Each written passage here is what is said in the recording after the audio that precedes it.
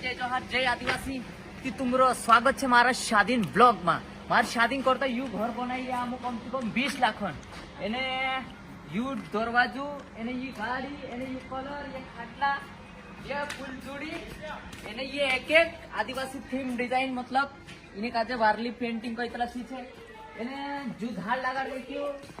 अभी तुम काजे में देखा दम के आमु जरा मालदार मानसी थी हमरे दो तीन बुलेट है तीन बुलेट गाड़िया ने ये कभी नान ली गाड़ी ओसा लीन आमु बहुत पैसा कमाई रे कहे एने ये पैसा कहां से कमाई तले चुबी कइस तुम गाड़ी से मान लेता कि दोस्तों ये दुई बुलेट है ये अभी काऊ भुल्लू एने ये थे हमरी अभी ने सारी गुदू भी पांच वाला तिंद्रा बा हगणे मतलब जे आमु सही कर दिया एने बाकी को याद दे सब ये हमरा रियल कोई ओसी किसान मानसे छे आमु किसान मानसे छे तुम कहता से ये देख बुले वाटू भी पूरी व्यवस्था कर में कि एकदम झाड़न साहब ने सर एने आमरी किसान गिरी तुम देखिया का दोस्तों ये देखो ये यहाँ सारी पूरी की पूरी आमरी चारू भरने बाटू सारी की सारी चीजें बनाई मेखरे मतलब गड्ढा से ये सब चीजें पॉसिबल है ये देखो ये दवान दोबड़ा है गया बखर हो कहीं भी